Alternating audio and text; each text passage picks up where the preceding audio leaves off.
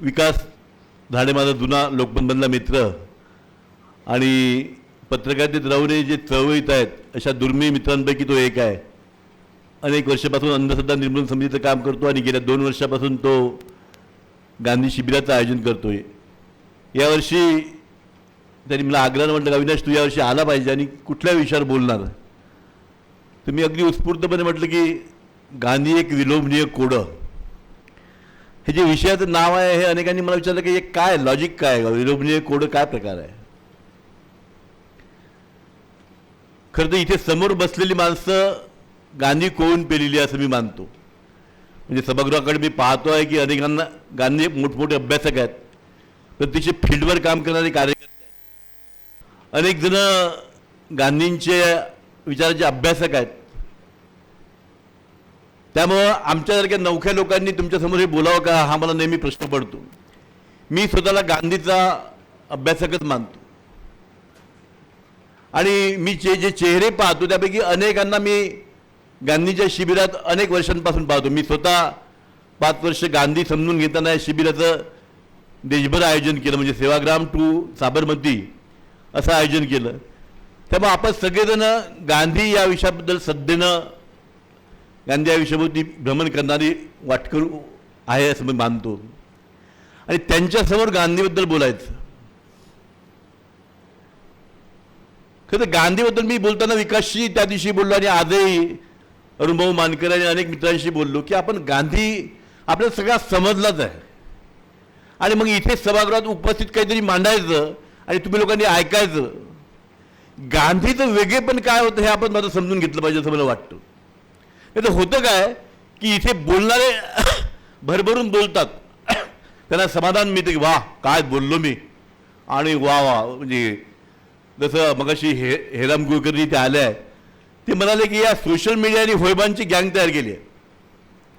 अंगठे आणि वा बहुत बढिया भाऊ, बहुत बढिया मॅडम, आणि आपण दिवसभर त्यात खुश असतो. म्हणजे बोलणारे आपल्या वक्तृत्वाच्या नशेत खुश असतात आणि ऐकणारे मी माझं नोकरी मी माझा व्यवसाय सांभाळून मी काहीतरी वेगळं करतो या आवेशात असतात. आणि हे सगळं करताना आपल्या सभोवतालच्या परिस्थितीमुळे आपण अस्वस्थ आहोत, पण त्याला उपाय मात्र सापडत नाही. आणि मग चंद्रकांत ज्या तळमळीनं आता बोलला, अनेक इतिहासातले दाखले दिले, मी नेहमी असं मानतो की या सभोवतालच्या सध्याच्या परिस्थितीला जर भेद द्यायचा असेल तर गांधीच मुळातून समजून घेतला पाहिजे. गांधींनी या प्रसंगात काय केलं असतं, गांधी लोकांना कसा भिडत होता, गांधी सामान्य माणसाशी कसा कनेक्ट होत होता, हे जोपर्यंत आपण समजून घेत नाही तोपर्यंत असे शिबिरं एक औपचारिकता होऊन जाते. हे जे गांधी एक विलोभनीय कोडे माझ्या विषयाचं नाव आहे, हे एका प्रसिद्ध पुस्तकातलं वाक्य आहे. लॅरी कॉलिन्स आणि डॉमिनिक लॉपिये ही ब्रिटिश आणि फ्रेंच लेखकांची जोडी आहे. या जोडीनं फ्रीडम ॲट मिडनाईट नावाचं एक जगप्रसिद्ध पुस्तक लिहिलं आहे. आपल्यापैकी अनेकांनी ते पुस्तक वाचलं असेल. भारताच्या फाळणीवरचं हे पुस्तक आहे. भारताच्या फाळणीच्या कालखंडात देशाची परिस्थिती काय होती, त्या काळात देशातली सारी महत्त्वाची नेते, महात्मा गांधी असेल, पंडित नेहरू असेल, पटेल असेल, जिना असेल, लियाकत अली असेल, त्यांच्यापासून तर इंग्रज राज्यकर्ते माउंटबॅटन असेल, भारतीय संस्थानिक असेल, त्यांची काय मनस्थिती होती, फाळणी कशी झाली, अगदी 2 भावांमध्ये कशी वाटणी होती, त्या पद्धतीने एक एक वस्तूंचं वाटप कसं झालं. पुढं इंटरेस्टिंग घटनाक्रम आहे. म्हणजे आमच्यापैकी अनेकांनी वाचलं असेल, पण नसेल वाचलं त्यांना मी हे शिबिर झाल्यानंतर लगेच सांगतो की पुस्तक मराठीत उपलब्ध आहे, फ्रीडम ॲट मिडनाईट. त्या काळात एका अख्ख्या भारतीय उपखंडाचं एका अर्थानं विभाजन झालं. स्त्रियांची सर्वात मोठी शोकांतिका घडली. जवळपास 1,20,00,000 लोकांनी स्थलांतर केलं. 10 लाख लोकांचा खून झाला आणि जवळपास 1 लाख स्त्रियांवर बलात्कार झाले, अपहरण झालं. ही भारताच्या इतिहासातली अतिशय भयावह शोकांतिका आहे. आणि या शोकांतिकेचे जे कोणी नायक खलनायक असेल त्याचा संपूर्ण पट या पुस्तकात आलेला आहे. हे पुस्तक का वाचायचं, हे पुस्तक एका तटस्थ इतिहासकारांनी लिहिलेलं आहे. त्यात कुठला भारतीय माणूस नाही, कुठला पाकिस्तानी माणूस नाही. एका फ्रेंच इतिहासकारांनी, एका ब्रिटिश इतिहासकारांनी लिहिलेलं पुस्तक आहे. आणि सारा घटनाक्रम लिहिला आहे की भारताची फाळणी कशी झाली, त्यासाठी कुठले कुठले घटक विचारात घेतले झाले. एवढ्या याच्यात ते संस्थानिकांचं जग कसं वेगळं होतं, हा सारा घटनाक्रम मुळातून समजून अतिशय रंजक पुस्तक आहे. आणि त्या पुस्तकातलं हे वाक्य आहे की महात्मा गांधी हा माणूस ब्रिटिशांना नीतीनं घातलेलं एक विलोभनीय कोडं होतं. हे वाक्य वाचल्यानंतर विकास मला तेव्हा आठवतं की हे वाक्य मी तेव्हाच थांबलो होतो आणि याच विषयाचा मी लेख लिहिलेला आहे. हे कोडं काय होतं? हे कोडं केवळ ब्रिटिशांनाच नव्हतं. महात्मा गांधी नावाचं कोडं या जगातल्या सर्वांना पडलं. ना कोडं होतं. एवढंच नव्हे तर लेखकांनी विचारवंतांनाही कोडं होतं. म्हणजे महात्मा गांधी सर्वार्थाने कळला असा माणूसच कोणी नाही आहे. आणि म्हणूनच महात्मा गांधीच्या व्यक्तिमत्वाचा, महात्मा गांधीच्या माणूसपणाचा, महात्मा गांधीच्या अफाट जनसंग्रहाचा आणि महात्मा गांधीच्या व्यक्तिमत्वात जेवढे काही पैलू होते त्याचा शोध घेण्याचा प्रयत्न महात्मा गांधीच्या निधनानंतर आणि महात्मा गांधी हयात असतानाही सातत्यानं गेल्या 80 वर्ष सुरू आहे. आणि म्हणून आमचे द्वादशीवार सर सांगतात की जगाच्या इतिहासात नेपोलियन नंतर सर्वाधिक पुस्तकं जर कोणावर लिहिली गेली असेल तर ती महात्मा गांधींवर लिहिली गेली आहे. आता 2020मध्ये विकास लोकमतचा दिल्ली ब्युरो चीफ असताना मी दिल्लीला गेलो होतो आणि तेव्हा गांधींच्या जन्माला 150 वर्ष पूर्ण झाले होते. तेव्हा ती दरवर्षी राष्ट्रीय पुस्तक मेळावा भरतो प्रगती मैदानात. तिथं मला भाषणालाही बोलावलं होतं. तर तिथं गांधींच्या पुस्तकाचा एक स्पेशल काउंटर होता. त्यात गांधींनी लिहिलेले आणि गांधींवर लिहिल्या गेलेले पुस्तकं होती. मी स्वाभाविक चौकशी केली वरुण भाऊ, तर तिथे त्या दिवशी 1,500 पुस्तकं होती. 17 भाषांमध्ये 1,500 पुस्तक गांधींवर लिहिले होते. आणि इतक्या वेगवेगळ्या लिहिले होते. म्हणजे गांधींबद्दल इतके प्रश्न लोकांना पडत होते. म्हणजे गांधी हा अद्भुतच माणूस होता. म्हणजे मी जेव्हा जेव्हा विचार करतो की मी पत्रकार आहे, आपणही वेगवेगळ्या व्यवसायात पडतात, या माणसांच्या किती प्रयोग, म्हणजे एकीकडे जर बघायचं झालं तर एक साधा माणूस होता. कुठलंही वेगळं रंगरूप नव्हतं. गांधीची पर्सनॅलिटी सुदैवानं यूट्यूबवर व्हिडिओज आहे. गांधी देखणे नव्हते. गांधीची भाषणं पांडित्यपूर्ण होती. गांधीच्या भाषणात विद्वत्ता नव्हती. गांधीचं भाषण ऐकलं तुम्ही असं भारावून जाणं वगैरे असं नाही. गांधीपेक्षा प्रभावी बोलणारे माणसं या सभागृहात उपलब्ध आहेत. पण गांधींचा शब्द मात्र हजारो लोकांच्या आयुष्याला स्पर्श करून जात होता. गांधी नेहमी म्हणायचे की माझा आतला आवाज, हा आतला आवाज नावाची भानगड काय. अरुण भाऊ तुम्हाला नवल वाटेल, गांधींच्या आतल्या आवाजावर 10 पुस्तकं लोकांनी लिहिले आहे. गांधीच्या निसर्गोपचारचे पुस्तकं लिहिले आहे. म्हणजे गांधींचा वेगवेगळा विचार जेव्हा करतो ना आपण, मी काल रात्री सहज विचार करत होतो की गांधींनी, असं मी ऐकलं होतं, गांधी आलेल्या प्रत्येक पत्राला उत्तर द्यायचे. गांधींनी आपल्या उन्हापुऱ्या आयुष्यात किती पत्रांना उत्तर दिले असेल प्रशांत? 1,00,000च्या वर पत्रांना गांधींनी उत्तरं दिले. अगदी पोस्ट कार्डावर सुद्धा गांधी उत्तर द्यायचे. आणि कोणत्या विषयावर उत्तर द्यायचे हो? म्हणजे एखादा विद्यार्थी यांना पत्र पाठवायचं की मी नापास झालो आहे, काय करा मला समजत नाही, गांधी जरा 5 ओळीत उत्तर पाठवायचे. एखादी स्त्री पाठवायची की मला सासूचा त्रास आहे, मला सांगा काय करावं. आता मला एक राष्ट्रीय नेता आणि बाई म्हणते मला सासूचा त्रास आहे, गांधी उत्तरं द्यायची. मला खोटं वाटेल, म्हणजे जरा गांधींचा खोडात जाऊन पत्रव्यवहार जर चेक केला तर बायांना जे पांढरा स्त्राव जातो मासिक पाळीमध्ये, त्यावर सुद्धा गांधींना पत्र लिहिणाऱ्या बाया होत्या आणि गांधी त्यावर उत्तर द्यायचे. गांधी अफाट माणूस होता. म्हणजे मला प्रश्न पडतो की एवढ्या व्यापामध्ये, म्हणजे ही भूमी आणि आपण विदर्भवादी खूप सुदैवी आहे. तो महामानव या 10 वर्ष या इथे बाजूच्या कुटीत राहिला. मी जेव्हा जेव्हा इथे येतो या भावनेनं रोमांचित होतो की 1936 ते 46चा तो कालखंड, त्या हा किती चैतन्य असेल या भागात. गांधी यायचे, नेहरू राहायचे, पटेल राहायचे, बोस राहायचे, खान अब्दुल गफ्फार खान राहायचे. आणि मी जेव्हा त्या संध्याकाळी त्या रोडवर जातो ना समोरच्या, मी विचार करतो की तेव्हा तर वीज नव्हती आणि हे सारे लोक संध्याकाळी आपल्यासारखे रिलॅक्स होत असणार, गप्पा करत असणार, ओढ्याच्या झाडाखाली गप्पा करत असणार, समोरच्या रस्त्यावर गप्पा करत असणार. काय दृश्य. मी ती कल्पना डोळ्यासमोर आणून मी चैतन्याने भारून जातो आणि आपण किती मोठ्या परंपरेचे वारस आहे असं मला वाटतं. सांगत होतो की गांधी विलोभनीय कोडं कसं आहे. गांधीच्या या कोड्याचा शोध घेण्याचा प्रयत्न सारं जग करते आणि या कोड्याची उलगड करण्याच्या प्रयत्नात ही पुस्तकं लिहिली गेली आहे. गांधीवर सिनेमे किती आले, गांधीवर डॉक्युमेंटरीज किती आल्या, गांधीवर शॉर्ट फिल्म किती आल्या.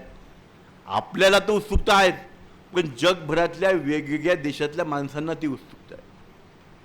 म्हणजे अल्बर्ट आईन्स्टाईन गांधींची कधी भेट झाली नाही, पण अल्बर्ट आईन्स्टाईनच्या या माणसाला गांधीबद्दल इतका अफाट आदर होता की हा असा माणूस असू शकतो.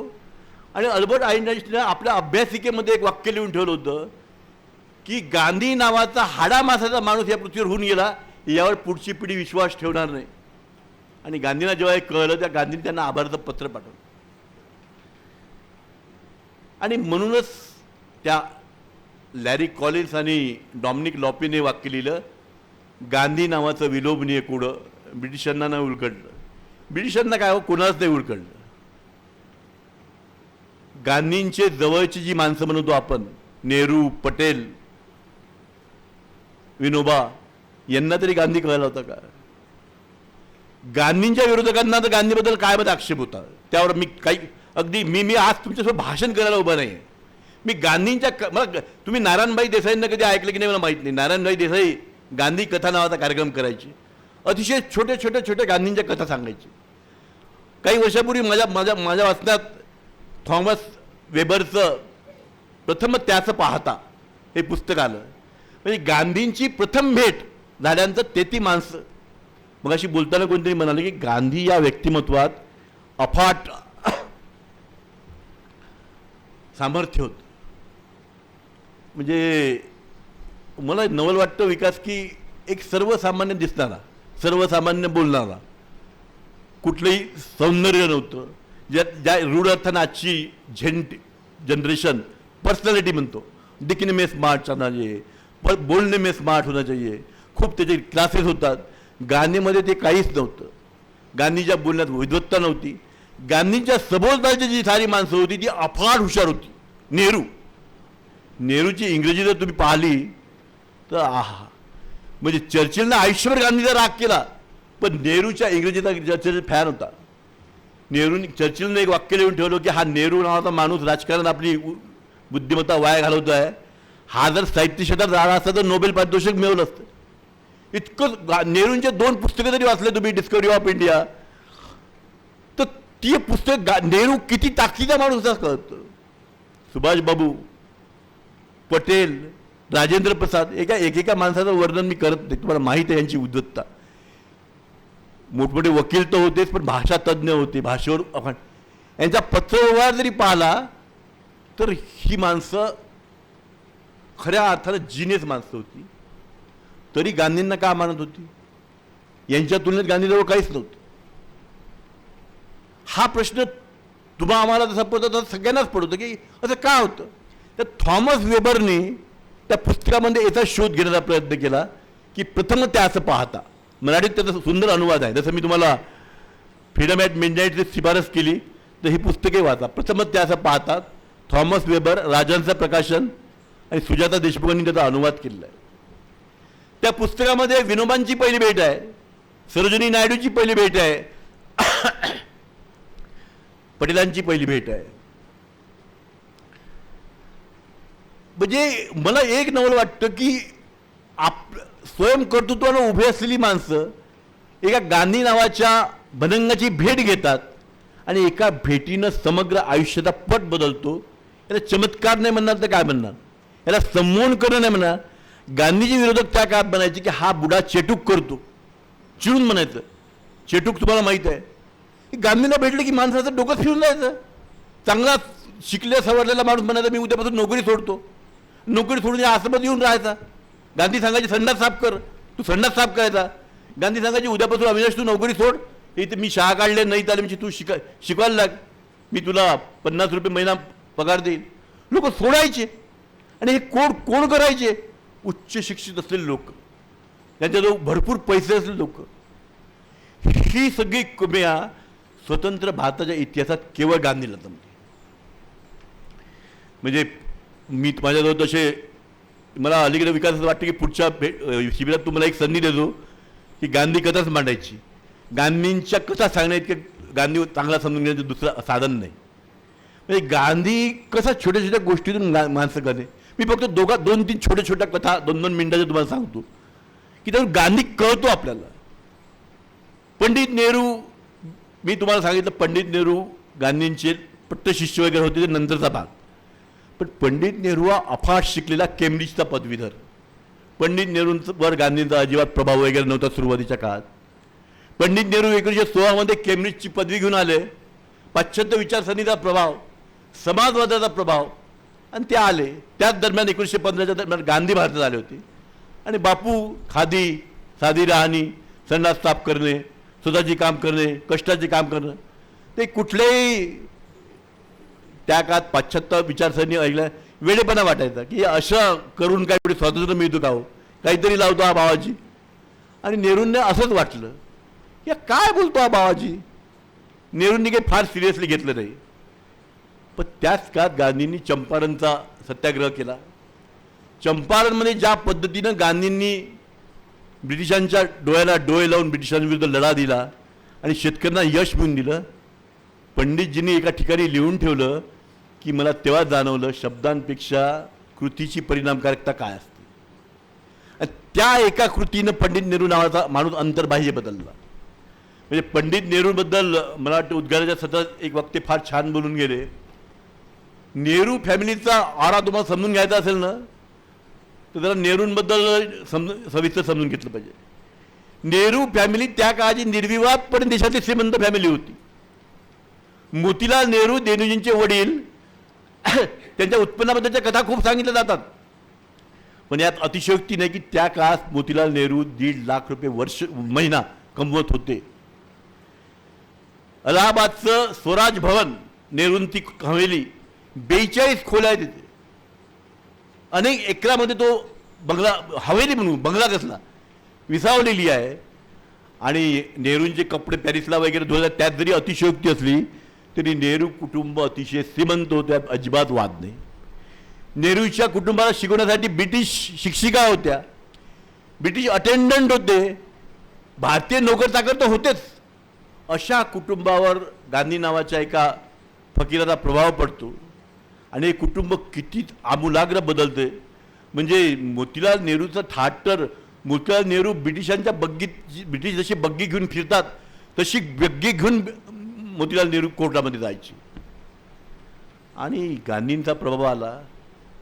गांधी एका रात्रीत नसेल घडलं, ते काही दिवसाची जी प्रोसेस असेल, हे सगळं वैभव संपन्न वागणुकीचा त्याग कुठे सारं कुटुंब खादीवर आलं.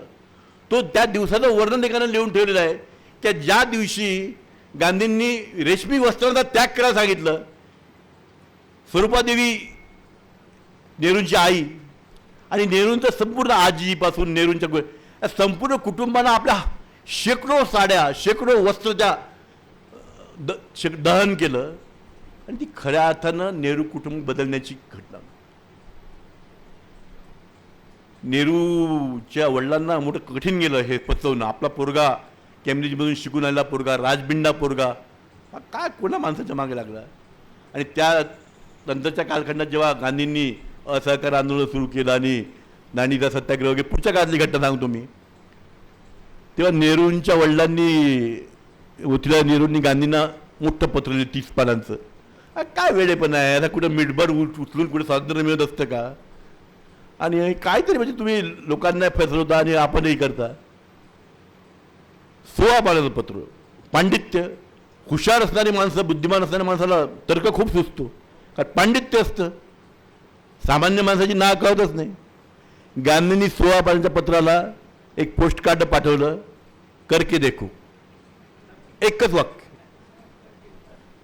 आणि जेव्हा दांडीचा सत्याग्रह सुरू झाला तेव्हा तिथं गांधींना पकडून 79 लोक होते. 78 यात्रेकरू आणि गांधी 79 वाला. आणि ही यात्रा जेव्हा संपली, 4 महिन्याची 380 किलोमीटरची यात्रा आहे. या 380 किलोमीटरच्या यात्रेत जगाने इतिहास घडताना पाहिला. मध्यंतरी तुषार गांधींनी ती यात्रा पुन्हा मध्ये काढली होती, आमच्यापैकी काही लोक त्यात सहभागी झाले होते. आणि 79 लोकांनी सुरू झालेली यात्रा हजारो लोकांमध्ये समावेश झालेली पाहिली. ब्रिटिशांना त्या यात्रेसमोर नमावं लागला आणि तिथून देशाचा पूर्ण नक्षा बदलला. आणि पंडित मोतीलाल नेहरू तर अंतर्बाह्य बदलले. आणि पंडित मोतीलाल नेहरू कायम ब्रिटिशांमध्ये राहिले. त्यांना मात्र एक कळलं की येणारा जमाना हा महात्मा गांधीचा आहे. त्यांनी आपल्या पोराला सल्ला दिला, या म्हाताऱ्याचं बोट सोडू नको. आणि पंडित नेहरूंनी आयुष्यभर गांधींचं बोट सोडलं नाही. आणि नेहरूंवर टीका करणारे हे विसरतात की त्यानंतर एवढं वैभव, साधा आपल्या तुमच्या आमच्यासारखा त्यागबीग करणं सोपं असतं.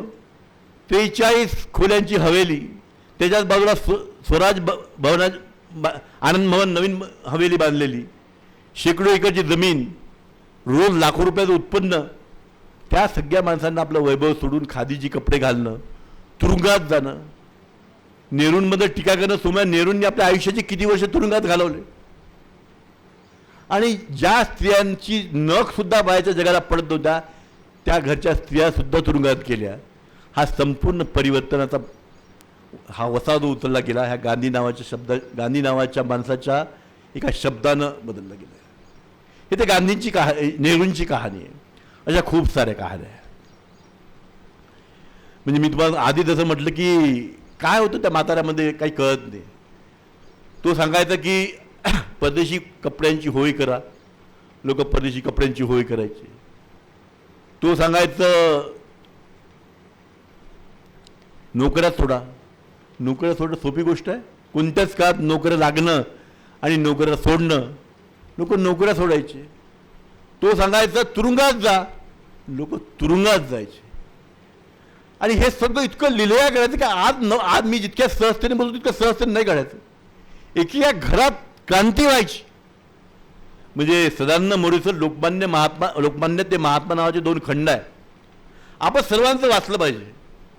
सदानंद मोरेंनी त्या काळच्या महाराष्ट्रामध्ये कसं परिवर्तन होत गेलं, म्हणजे हिंदुत्ववादी घरांमध्ये महात्मा गांधींनी कशी आपली किमया घडत गेली. म्हणजे आमच्या अमरावतीचे दादासाहेब खापर्डे, दादासाहेब खापर्डे त्या काळाचे मोठे नेते. म्हणजे टिळकानंतर दादासाहेब खापर्डेंना विदर्भाचा लोकमान्य टिळकच बनायचे. आणि त्यांचा मुलगा गांधींचा चाहता बनला. ते हादरले. या दादासाहेब खापर्डेंनी असं म्हटलं होतं की हा आपला नाही. म्हणजे कोण? हा महात्मा गांधीबद्दल म्हटलं हा आपला नाही. कारण दादासाहेब खापर्डे हा सनातनी वृत्तीचा माणूस होता.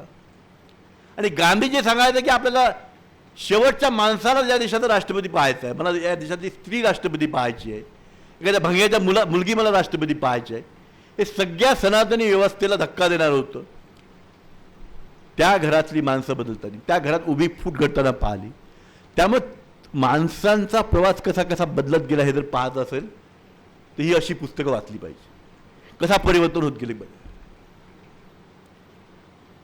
हे जे तुम्हाला आधी जे पुस्तक सांगितलं थॉमस वेबरचं, प्रथम त्याच पाहता तर विनोबांचा किस्सा फार सुंदर आहे.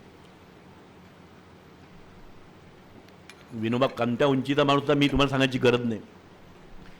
विनोबांना 9 भाषा येत होत्या. संस्कृतचे महापंडित होते. बनारस विश्वविद्यालयामध्ये पदव्युत्तर पदवी प्राप्त केली होती. आणि त्यांना एकीकडे आध्यात्मिक ओढ होती आणि दुसरीकडे बंगालच्या क्रांतीचं आकर्षणही होतं. त्याच काळात महात्मा गांधी नावाचा माणूस भारतात येतो.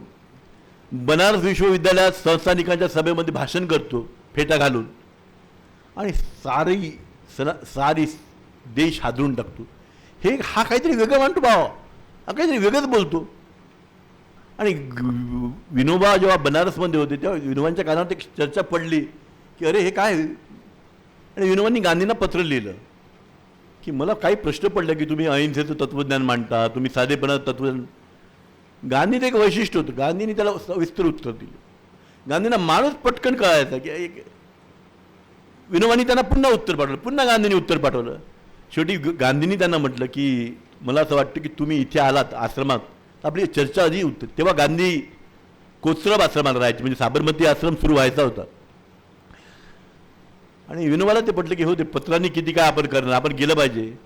विनोबा अहमदाबादला गेले आणि गांधींच्या आश्रमात गेले. विनोबांनी त्या पुस्तकात ती आठवण लिहून ठेवली आहे की मी डोक्यावर माझी पेटी घेऊन गेलो आणि तिथे जेव्हा गेलो तेव्हा गांधींना निरोप पाठवला की मी आलो आहे. त्या गांधींनी म्हटलं की तुम्ही अंघोळ आटपून घ्या, आपण बसूया. आणि जेव्हा आलो तेव्हा देशाचा राष्ट्रीय नेता म्हणून आफ्रिका गाजून आलेला माणूस चक्क वेळीने भाजी कापत होता. विनोबाने मी की राष्ट्रीय नेता भाजी कापतो. मी चमकलो की आपलं सवयच नाही अशी.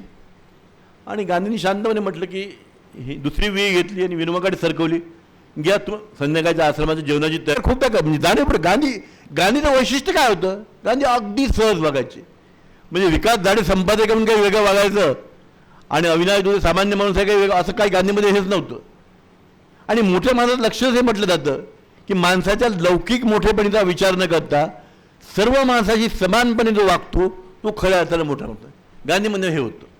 म्हणून गांधी एखाद्या खेड्यातल्या शेतकऱ्याच्या पत्राला उत्तर द्यायचे आणि एखाद्या विद्वानाला. गांधीला कोणाच्या मोठेपणाचा अजिबात दडपण नाही यायचं. आणि गांधींनी विनोबाची पूर्ण चौकशी केली. गांधी त्यांना म्हटलं की तुम्ही विद्वान आहात, तुम्ही गीतेचा अर्थ सांगताय, तुम्हाला सगळ्या वेदांची माहिती आहे, पण मला असं वाटतं की तुम्ही हा देश समजून घ्यावा, या देशातलं दुःख समजून घ्यावं, या देशातल्या समस्या समजून घ्याव्या. आणि विनोबाकडे पाहत मिश्किलपणे म्हणाले की तुम्ही आध्यात्मिक पुरुष आहे.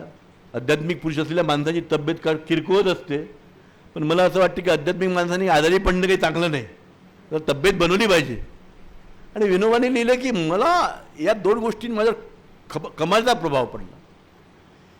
की विनोबाचं वाक्य फार सुंदर आहे. मला माझी मनाची म्हणजे आध्यात्मिक शांती गांधीच्या वाक्यामध्ये आढळली आणि बंगालची क्रांतीही गांधीमध्ये आढळली. आणि त्या एका भेटीनं विनोबा नावाचा माणूस अंतर्बाह्य बदलला. गांधी तर नंतर इथे आले. विनोबांनी त्याच्या अगोदर येऊन गांधींच्या म्हणण्यानुसार इथे आश्रम सुरू केला, ग्रामोद्योगाचं कार्य सुरू केलं, सूतकताई सुरू केली. आणि पुढच्या काळात गांधींनी आपला पहिला सत्याग्रही म्हणून विनोबांची निवड केली. आणि विनोबा हा निश्चितपणे विनोबांचं बुधाचं कार्य समजून घेतलं पाहिजे. पंकज सोळकर नावाच्या आपल्या नागपूरच्या लेखकांनी त्यांच्यावर असे त्याच्या पदयात्रे मोठं पुस्तक ते नक्की वाचा. मला हेच गोष्ट अद्भुत वाटते की एक माणूस सतत 12 वर्ष फिरतो, तिथे 100 रुपये द्यायला माणूस कचकूच करतो, तो माणूस लाखो एकर जमीन दारात मिळवतो आणि लाखो एकर जमीन लोकांना वाटतो. हा म्हणजे भारताच्या इतिहासातले हे चमत्कार आहे. गांधी चमत्कार आहे, विनोबा चमत्कार आहे. आणि हे चमत्कार समजायचे हा देश समजत नाही. कोणत्याही काळात ते जग स्वार्थी नसतं. कधी जग बी काही म्हणजे भीमराव कांजा म्हणतात कोणत्या काळात सभ्य होती माणसे, माणसांच्या सभ्यतेचा काळ सांगा कोणता. कोणत्याच काळात माणसं सभ्य नसतात, माणसं अशीच असतात. परिस्थिती बदलवणारी माणसं वेगळी असतात. आणि गांधी आणि विनोबा ही परिस्थिती बदलवणारी माणसं होती. विनोबा नावाचा माणूस भूमिहीन शेतकऱ्यांच्या, दलित आणि गरीब शेतकऱ्यांच्या व्यथेने तिथून जमीन मागत फिरतो, सतत 12 वर्ष फिरतो, लाखो एकर जमीन लोक देतात.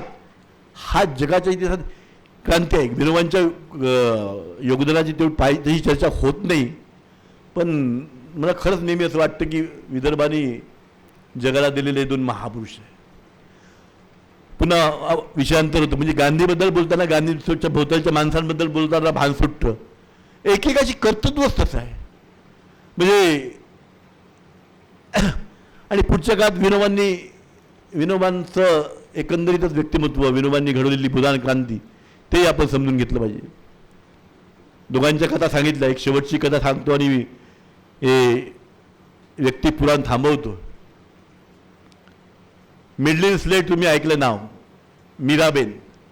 गांधींनी तिथं मीराबेन नाव केलं होतं. एका ब्रिटिश ॲडमिरलची पोरगी होती. तरुण वयात असलेला सगळा अशांतता, अस्वस्थता सुखाशिंतेत वाढलेली पोरगी होती. आणि तिला एकाला गांधींची माहिती मिळाली. एकाला सांगितलं की तुला शांती पाहिजे असेल तर गांधींना भेट. तिने गांधींना पत्र पाठवलं की मला तुम्हाला भेटायचं आहे. गांधींनी तिला उत्तर दिलं की तुला जर इथे यायचं असेल तर तुला 3 गोष्टी जमल्या पाहिजे. तुला जमिनीवर झोपता आला पाहिजे, खाली तुला स्वतःचा टॉयलेट स्वतःचा संडास साफ करता आला पाहिजे आणि स्वयंपाक करता आला पाहिजे. एक देखणी पोरगी, एका ब्रिटिश ॲडमिरलची पोरगी इथे येते. त्यांच्याबद्दल जर तुम्हाला कहाणी समजून घ्यायची असेल तर मीरा आणि महात्मा हे पुस्तक नक्की वाचा. सुधीर कक्कडनं लिहिलेलं आहे, त्याचा मराठी अनुवाद आहे. म्हणजे ती प्रभावितून येते भारतात आणि गांधींनी काही तिला फार महत्त्व दिलं अशातला भाग नाही. त्या काळात गांधीच्या व्यक्तिमत्वामुळे प्रभावित होणाऱ्या अनेक स्त्री पुरुष या देशात यायचे. लुई फिशर मला वाटतं आपल्या या सेवाग्रामच्या आश्रमात येऊन राहिलेला आहे. मी काल परवाच लुई फिशरची आठवण वाचत होतो की उन्हाळ्याच्या महिन्यातच लुई फिशर इथे आले होते आणि प्रचंड उन्हा घामाच्या धारा, या मे महिन्याचा आपला मागच्या महिन्याचा होता तशाच धारा, आणि गांधीजींची गंमत करत होते.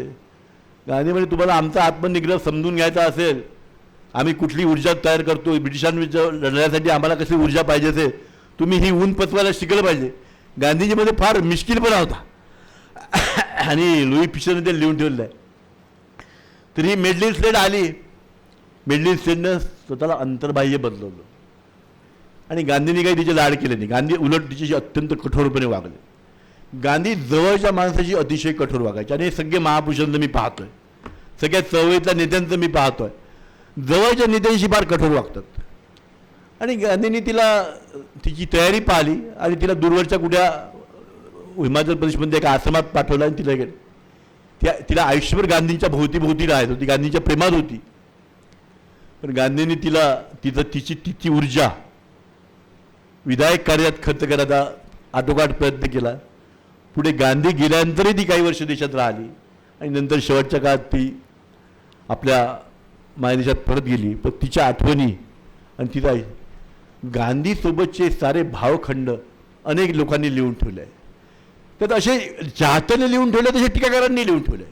मी गांधींना गुड का म्हणतो हे मी तुम्हाला आता चांगल्या गोष्टी सांगितल्या.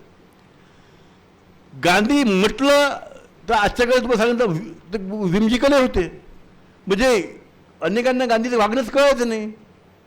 म्हणजे मी जर सांगितलं ना, गांधी काय फक्त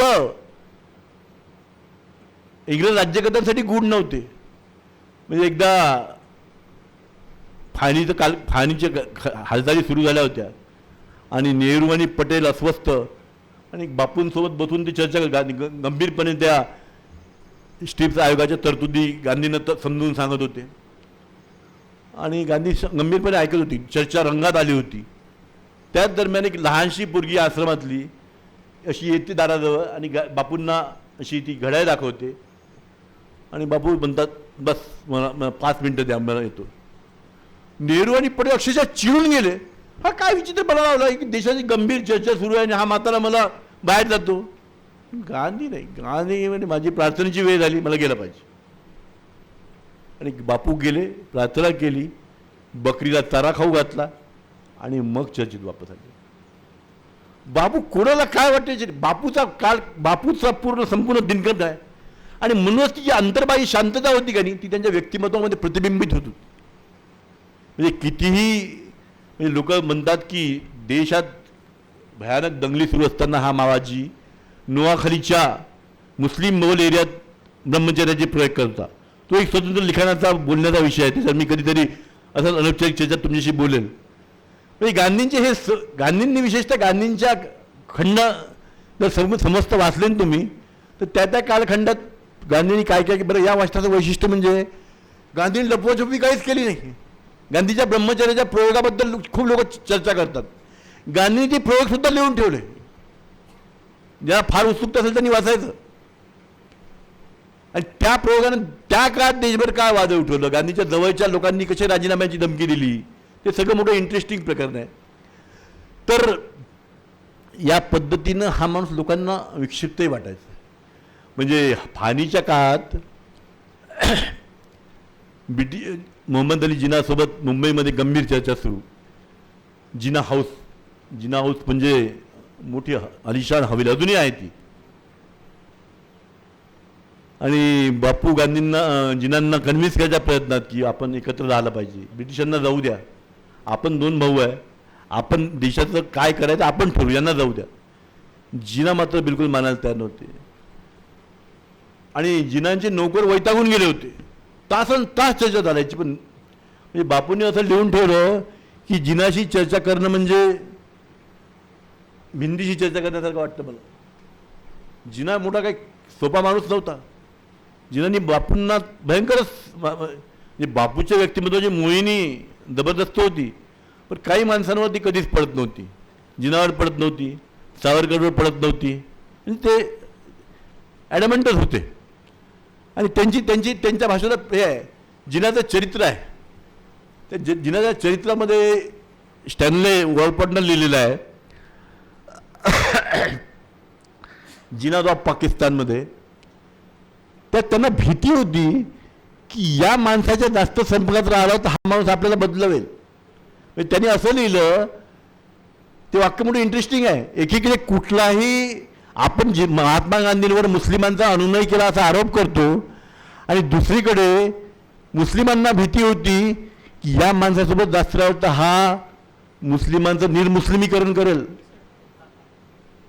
म्हणजे गंमत बघा की कुठलाही म्हणजे आपले सगळे हिंदुत्ववादी बंधू आपले म्हणतात की या बुळा पूर्ण आयुष्य मुस्लिमांचा अनुनय केला म्हणून आम्ही त्याला मारलं. पण मुस्लिमांना मी असं विचारतो, का हो किती मुस्लिमांना गांधीबद्दल प्रेम असतं. म्हणजे जिनाच्या त्या चरित्रकारांनी लिहून ठेवलं की जिनालाही भीती होती की याच्यासोबत एक महिना राहिला तर मी खरंच फाणी रद्द करून टाकेल. म्हणजे या पद्धतीनं निर्मुस्लिमीकरण करण्याची भीती होती. त्यामुळे मुस्लिमांनी ठरवून सुरक्षित अंतर. गांधींना माणसाच्या चांगुलपणा भयंकर विश्वास होता. म्हणजे आम्ही पत्रकार असल्यामुळे वेगळ्या अंगाने अनालिसिस करतो. पण गांधींना प्रामाणिकपणे वाटायचं की मी या मुस्लिमांचं मतपरिवर्तन करू शकेल आणि बदलू शकेल. तर जिनांनी मी सांगत होतो की जिनांच्या सोबत गंभीर चर्चा सुरू, जिनांचं महागडे गालीचे. आणि गांधींनी तिथे काय करावं, एके दिवशी तिथे गेले आणि चिकन माती घेऊन आले आणि पोटावर थापले. ना मला सांगा, महागडा गालीच्या आणि हा बाबाजी तिथे चिकन माती लावतो, नाही दिमाग खराब होणार का. गांधी अशा अनेक प्रयोग करायचे. याला लोक व्हिमजिकलपणा म्हणायचे. ते गांधी मुद्दामून नाही घ्यायचे, त्यांच्या दिनचर्येचा भाग होता.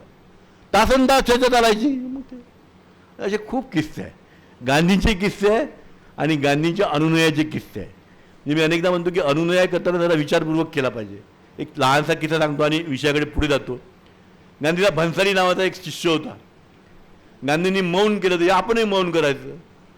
पण आपल्याला काही मौन पाहता येणार नाही, त्याने काय करावं, बाहेरच्या कानाला रिंग घालतात की नाही, तर त्याने तांब्याचं एक मोठं रिंग बी तयार केलं आणि आपले दोन्ही ओठ असे शिवून टाकले, असे ओठाला रिंग लावून टाकलं. आणि मग खाणं पिणं स्ट्रॉद्वारे पिठाचं पाणी करायचं, त्यात स्ट्रॉ टाकायची ना हवा. किती वर्ष, 12 वर्ष. आणि हे गांधी देशभर फिरत, गांधीला माहीतच नाही प्रकार. एक दिवस गांधींना कोणत्या सांगितलं की ते भन्साली असं गांधी त्यांना खूप रागवलं. अहो मी मौन करा म्हणजे काही तुम्हाला तोंड बंदिस्त करा थोडी म्हणतो, मौन हे आतून आलं पाहिजे. आणि गांधीचे येडे शिष्य काही कमी नव्हते हे तुम्हाला सांगतो मी. गांधीच्या येडे शिष्याने गांधींना बऱ्यापैकी बदनाम केलेला आहे. याला शिष्यत्व नाही म्हणत. आणि जेव्हा ते रिंग काढली तर त्यांचे ओठ पूर्ण सडले होते. तर ते या गांधीच्या येडे शिष्याचे कानावर वाचला तुम्हाला मोठं. म्हणजे एकानं लिहिलं आहे की ते साबरमती आणि काही प्रमाणात हे इथलं आश्रम आहे वेड्यांचे आगार होते. ते काही खोटं नव्हतं. म्हणजे 2 प्रकारचे अनुनय असते, एकदम खऱ्या अर्थानं ॲक्टिव्ह काय सार काय म्हणण्याचा फील्डमध्ये उतर, आणि काही बस बापूंनी म्हणतं करत राहत. संडास साफ कर, संडास साफ कर. बापू का दिवसभर संडास साफ कर म्हणायचे. पण बापू मौन तर मौन ते हे कराय या पद्धतीचं असतं. तर मी सांगत होतो की या पद्धतीनं अंतर्बाह्य बदलणारा माणूस होता आणि म्हणून गांधी हा गूढ होता. म्हणून सावरकर गांधींना गांधींबद्दल गांधी गोंधळ म्हणायचे. गोंधळ घाल ते मग गांधींचे विरोधकही गांधींचे जे प्रभावी विरोधक बीजे दोघांची तुम्हाला नावं सांगितले, जिना, सावरकर,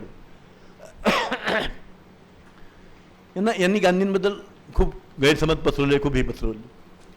पण गांधींचं गूढ यांना होतं.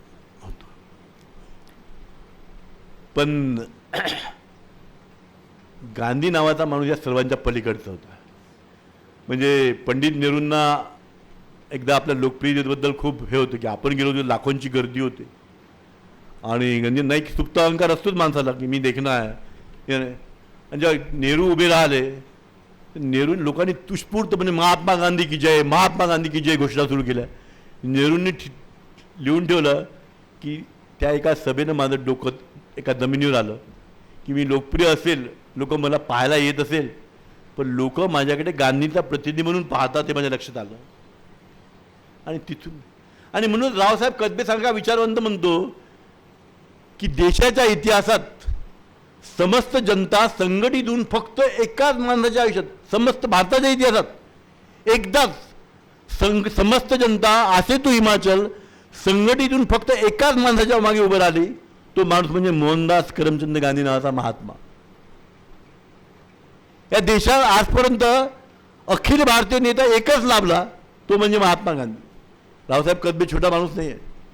रावसाहेब कसबेचं हिंदू राष्ट्रवाद, हिंदू महासभेचा आणि राष्ट्रीय स्वयं संघाचा हे अतिशय महत्त्वाचं पुस्तक लिहिलं आहे. त्या पुस्तकातलं हे वाक्य आहे. रावसाहेब कसबेंनी असं म्हणण्याला देशाच्या इतिहासात फक्त एकच माणूस अखिल भारतीय नेता होता. एकदाच जगाच्या इतिहासात, भारताच्या इतिहासात समस्त जनता संघटित होऊन एका नेत्याच्या पाठीमागे उभी राहिली, तो म्हणजे महात्मा गांधी. 5:07 झाली, शेवटचे 5 मिनिटं माझ्या आहे. तर मी गांधीचं मोठेपण सांगत असताना गांधींचं गुरुत्व कसं हे सांगत होतो. आणि गांधीच्या व्यक्तिमत्वाचं मला स्वतःला जे वाटतं की गांधींच्याबद्दल मोठमोठ्या लोकांनी काय लिहून ठेवलं हा भाग वेगळा आहेच,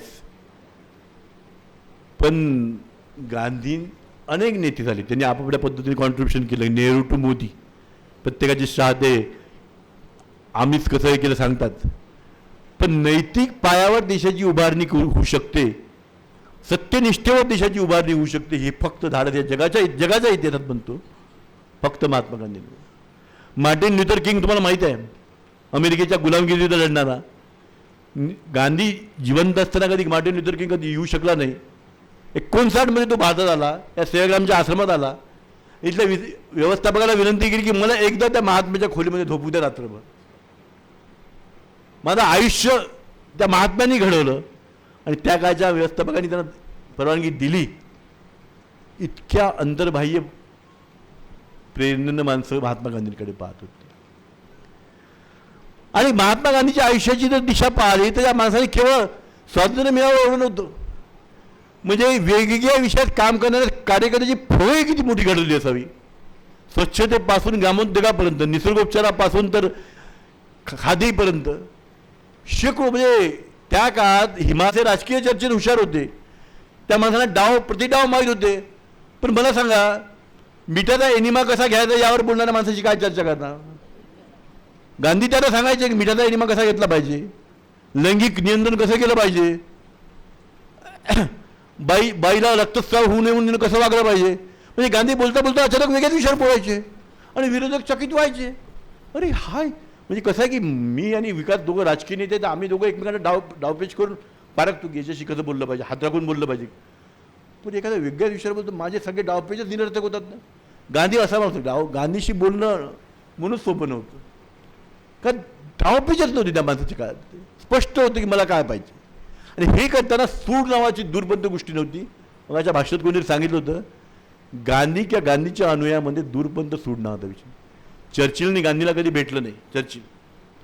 गांधी जेव्हा उपोषणाला बसले होते तेव्हा चर्चिलने भारताच्या व्हाईसरायला पत्र लिहिलं, तो बुडा मरत असेल तर मरू द्या. तुम्हाला माहीत असेल तर चंदनाच्या लाकडे बोलवून ठेवण्यात आले. गांधी जर गेली तर कशी चिता द्यायची इतके ब्रिटिशांचे निर्देश इथे आले होते. बापाजी ब्रिटिशांना पोचूनच गेला. बाबाजीचं आयुष्यात हे होता. पण त्यांनाही गांधींनी पत्र लिहिताना प्रिय फ्रेंड्स, हे ब्रिटिशांनी चर्चिलने आयुष्यभर गांधींचा द्वेषच केला. म्हणजे जेव्हा आत्ता 2 वर्षापूर्वी ब्रिटिश संसदेच्या आवारात गांधींचा पुतळा आला तेव्हा मनात सहजपणे प्रतिका आली, चर्चिलच्या बाजूला गांधीचा पुतळा आहे तर नीतीने असा सोड उगवतो नीती. ज्या चर्चिलने कधी गांधीची सावलीसुद्धा पाहू इच्छित नव्हता, त्या चर्चेच्या बाजूला गांधीचा पुतळा उभारलं होतं. हे गांधींचं मोठेपण होतं. मला सांगायचं एवढंच आहे की गांधींनी इतक्या वेगवेगळ्या विषयात हे केलं आणि हे सगळं अंतर्बाह्य पारदर्शकतेने केलं. एक सामान्य माणूस काय होऊ शकतो, म्हणजे हे वाक्य आपल्यापैकी अनेक जण बोलतात की गांधींचा प्रवास म्हणजे मोहनदास करमचंद गांधी ते महात्मा हा प्रवास असतो. पण हा प्रवास काही एका रात्रीतून नाही झाला. कॉन्फिडन्स नसलेला माणूस. गांधींनी माझ्या आत्मकथेमध्ये ते लिहिलं आहे की मला बोलताना मी घाबरायचो, मला वकिली करताना मला थरथर कापायची. तिथून तर सर्व शक्तिमान ब्रिटिशांशी चर्चा करणारा माणूस आणि पूर्ण जगातली प्रभावी लोक, चार्ली चॅप्लिनची ज्या पुस्तकांचा मी उल्लेख केला, म्हणजे मला आता तुम्हाला काय सांगून काय नाही असं होतं आहे. 3च मिनटं झाले विकास बोलतो. तर चार्ली चॅप्लिननी गांधींना पत्र पाठवलं की मला तुम्हाला भेटायची इच्छा आहे. तर गांधी सिनेमे गिनेमे नव्हते पाहत. गांधींच्या आपले पीएनना विचारलं की चार्ली चॅप्लिन, त्यांनी सांगितलं चार्ली चॅप्लिन फार मोठे कलावंत आहे आणि त्यांनी गरिबांवर अतिशय चांगले सिनेमे बनवले, तुम्ही त्यांना भेटलं पाहिजे. आणि गांधी त्यांना भेटले आणि चार्ली चॅप्लिनने त्यांना प्रश्न विचारला की बापू मला तुमच्याबद्दल भयंकर आदर आहे, फक्त तुम्ही यंत्राला विरोध का करता, विज्ञानाला विरोध का करता. गांधींनी म्हटलं मी यंत्राला विरोध नाही करत, कधी विज्ञानाला विरोध करत नाही. यंत्रामुळे मानवी श्रमाची अवनती होते, मानवी श्रमाची किंमत कमी होते, म्हणून मग यंत्राबद्दल होतो. या साऱ्या मोठ्या लोकांच्या कहाण्या पुढच्या वेळेस मी विकासला विनंती केलं की बस 1 किंवा 2 सेशन मीच बोललं पाहिजे असं काही नाही, आपण इतरही कोणी बोला, गांधींच्या कथा सांगितल्या पाहिजे.